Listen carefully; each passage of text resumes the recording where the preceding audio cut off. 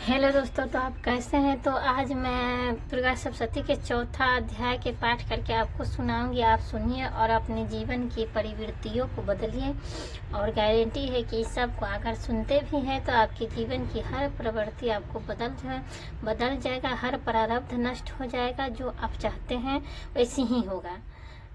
धन की वृद्धि होगी। हर चीज़ की जो कमी होगी वो सब दूर होगी। तो चलिए मैं दुर्गा सप्तशती के चौथे अध्याय का पाठ करके आपको सुनाती हूँ। उम्मीद होगा कि आप सुनिएगा। मैं हाथ जोड़कर प्रणाम करती हूँ, अपनी सर झुकाकर आपके पैरों पर रख कर मैं अपनी सर रखकर आपके पैरों पर मैं प्रणाम करती हूँ कि आप इस वीडियो को सुनिएगा और अपन ज़िंदगी को धन्य बनाइएगा।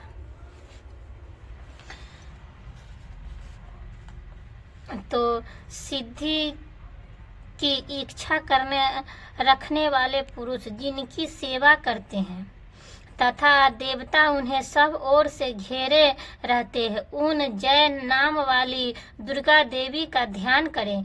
उनके श्री अंगों की आभा काल मेघा के समान श्याम है। वे अपने कटाक्षों से शत्रु समूह को भय प्रदान करती है।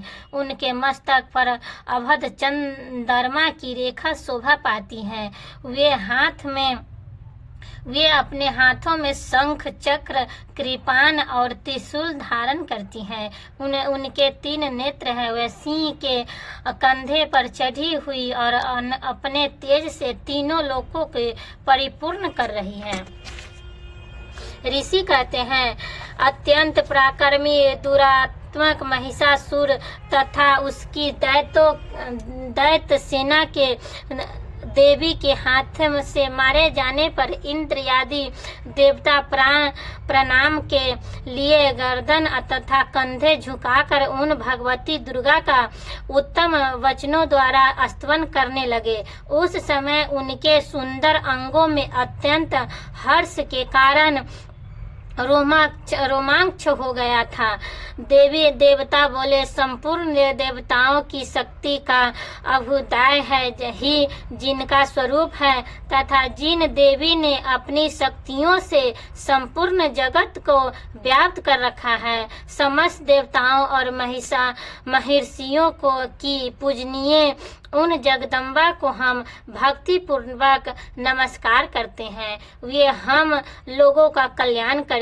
जिनके अनुपम प्रभाव और बल का वर्णन करने में भगवान शेषनाग, ब्रह्मा जी तथा महादेवी भी समर्थ नहीं है। वे भगवती चंडिका का संपूर्ण जगत पालन एवं अशुभ भय का नाश करने का विचार करे। जो पुण्यात्माओं के घेरों में स्वयं ही लक्ष्मी रूप में पापियों को यहाँ दरिद्रता रूप से युद्ध अंत करने वाले पुरुषों के हृदय में बुद्धि रूप से, सत पुरुष में श्रद्धा रूप से तथा कुलीन पुरुषों में लज्जा रूप से निवास करती है। उन आप भगवती दुर्गा को हम नमस्कार करते हैं। देवी, आप संपूर्ण विश्व को पालन कीजिए। देवी, आपके इस अचिंत्य रूप का असुरों का नाश करने वाले भारी पराक्रम का तथा समस्त देवताओं और दैत्यों के समक्ष युद्ध में प्रकट किए हुए आपके अद्भुत चरित्रों का हम किस प्रकार वर्णन करें। आप संपूर्ण जगत की उत्पत्ति में कारण हैं। आपके सद्गुण, रजोगुण और तमोगुण, ये 3 गुण मौजूद हैं। तो भी दोषों के साथ आपका संघर्ष नहीं जान पड़ता। भगवान विष्णु और महादेवी आदि देवता भी आपका पार नहीं पाते। आप ही सब आश्रय हैं। यह समस्त जगत आपका संभूत है, क्योंकि आप सबकी अधिभूत व्याकृता पराकृति हैं। देवी, संपूर्ण युगों में जिसके उच्चारण से सब देवता तृप्त लाभ करते हैं, वह स्वाहा आप ही हैं। इसके अतिरिक्त आप पितरों को भी तृप्ति का कारण है। एतएव सब लोग आपको स्वाधा भी कहते हैं। देवी, जो मोक्ष की प्राप्ति का साधन है। अचिंत ब्रह्मा महाव्रत स्वरूप है। समस्त दोषों से रहित जितेंद्रिय तत्व की सार वस्तु मानने वाले तथा मोक्ष की अभिलाषा रखने वाले मुनि जन जिसका अभ्यास करते हैं वह भगवती परा विद्या आप ही हैं। आप शब्द स्वरूपा हैं। अत्यंत निर्मल ऋग्वेद, यजुर्वेद तथा उद्गीत के मनोहर पदों के पाठ से युक्त सामवेद का भी आधार आप ही हैं। आप देवी ऋषि तीनों वेद और भगवती छहों ऐश्वर्यों से युक्त हैं। इसी विश्व की उत्पत्ति एवं पालन के लिए आप ही वर्ता, खेती एवं आजीविका के रूप में प्रकट हुई हैं। आप संपूर्ण जगत घोर पीड़ा का नाश करने वाले हैं। देवी जिससे समस्त शास्त्रों का सार का ज्ञान होता है वह मेघा शक्ति आप ही हैं। दुर्गम भाव सागर से पार उतारने वाली नौका रूप दुर्गा देवी भी आप ही हैं। आप कहीं भी आद्य शक्ति नहीं हैं। कैटभ के शत्रु भगवान विष्णु के वक्ष स्थल में एकमात्र निवास करने वाली भगवती लक्ष्मी तथा भगवान चंद्रशेखर द्वारा सम्मानित गौरी देवी भी आप ही हैं। आपका मुख मंद मुस्कान से सुशोभित निर्मल पूर्ण चंद्रमा के बिंब का अनुकरण करने वाले और उत्तम सुवर्ण की मनोहर कांति से कमनीय है, तो भी उसे देखकर महिषासुर को क्रोध हुआ और सहसा उसने उन पर प्रहार कर दिया। यह बड़े आश्चर्य की बात है। देवी वही मुख जब क्रोध से युक्त होने पर उदय काल में चंद्रमा की भांति लाल और तनी हुई भौं के कारण विकराल हो उठा, तब उसमें देखकर जो महिषासुर के प्राण तुरंत नहीं निकल गए।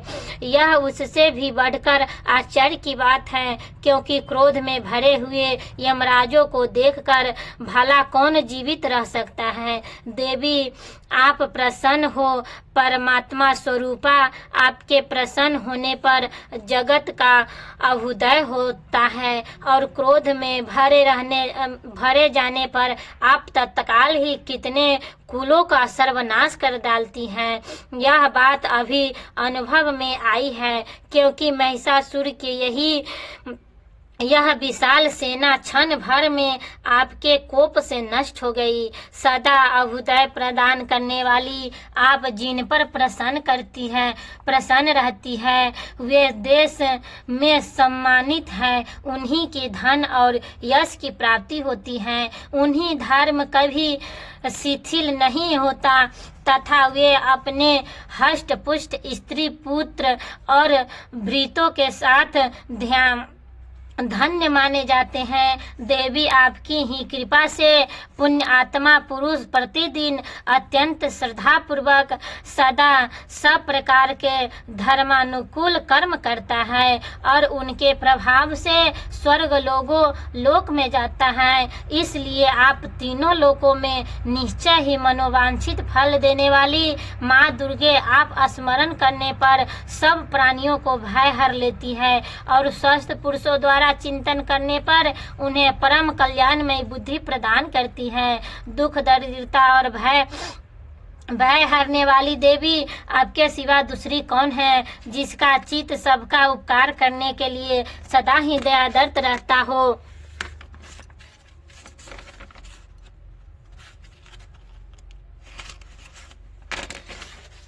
दयादर्द रहता हो देवी, इन राक्षसों को मारने से संसार को सुख मिले तथा ये राक्षस चिरकाल तक नरक में रहने के लिए भले ही पाप करते रहे हो, इस समय संग्राम में मृत्यु को प्राप्त होकर स्वर्ग लोक में जय निश्चय ही, यही सोचकर आप शत्रुओं का वध करती हैं।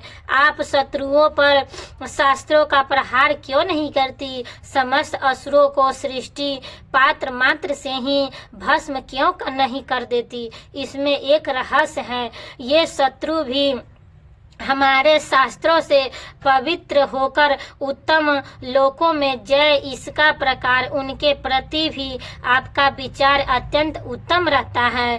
खड्ग के तेज पुंजी की भयंकर दीप्ति से तथा आपके त्रिशूल के अग्रभाग की धनीभूत प्रभाव चौधियाकर जो असुरों को आंख फूट नहीं गई, उसमें कारण यही था कि मनोहर राशियों में युक्त चंद्रमा के समान आनंद प्रदान करने वाले आपके इस सुंदर मुख का दर्शन करते थे।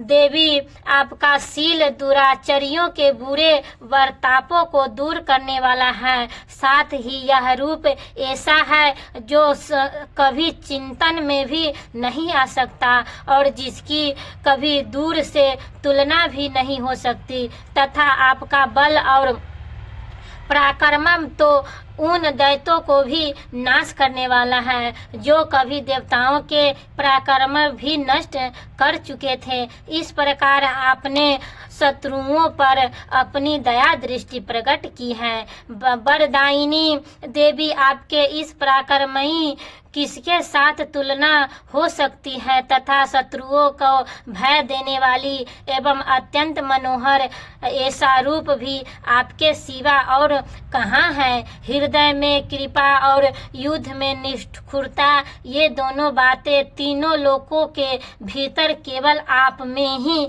दिखाई देती गई है। माता, अपने शत्रुओं को नाश करके मान समस्त त्रिलोकों की रक्षा की है। ये उन शत्रुओं को भी युद्ध भूमि में मारकर स्वर्ग लोक में पहुंचाया है तथा उन दैत्यों से प्राप्त होने वाले हम लोग भयों को भी दूर कर दिया है। आपको हमारा नमस्कार है। देवी, आप शूल से हमारी रक्षा करें। अंबिके, आप खड्ग से भी हमारी रक्षा करे तथा घंटा की ध्वनि और धनुष की टंटकार से भी हमारी रक्षा करे। चंडिके, पूर्व पश्चिम और दक्षिण दिशा में भी हमारी रक्षा करे तथा ईश्वरी अपने त्रिशूल को घुमाकर आप उत्तर दिशा में भी हमारी रक्षा करे। तीनों लोकों में आपके जो परम सुंदर एवं अत्यंत भयंकर रूप विचरते हैं, उनके द्वारा भी आप हमारी तथा इस भूलोक की रक्षा करें। अंबिके, आपके हर पल्लवों में शोभा पाने वाले खड्ग, शूल और गदा आदि जो अस्त्र हो, उन सब के द्वारा आप सब ओर से हम लोगों की रक्षा करें। ऋषि कहते हैं, इस प्रकार जब देवताओं जगन्माता दुर्गा की स्तुति की, तब नंदवन के दिव्य पुष्पों एवं गंध चंदन आदि द्वारा उनका पूजन किया। फिर सबने मिलकर सब भक्ति पूर्वक दीप धूपों की सुगंध निवेदन की। तब देवी की प्रसन्न वदन होकर प्रणाम करते हुए सब देवताओं से कहा। देवी बोली, देवताओं, तुम सब लोग मुझसे जिस वस्तु की अभिलाषा रखते हो उसे मांगो। देवता बोले, भगवती ने हमारी सब इच्छा पूर्ण कर दी है।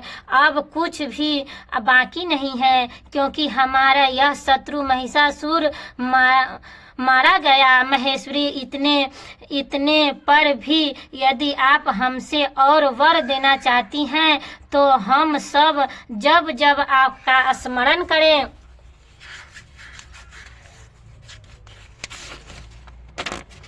जब हम आपका स्मरण करें तब आप दर्शन देकर हम लोगों को महान संकट को दूर दूर कर दिया करे तथा प्रसन्न मुखी जगदम्बे जो मनुष्य इन स्तोत्र द्वारा आपकी स्तुति करे उनकी उसे वित्र समृद्धि और वैभव देने के साथ ही उसकी धन और स्त्री आदि संपत्ति को भी बढ़ाने के लिए आप सदा हम पर प्रसन्न रहें। ऋषि कहते हैं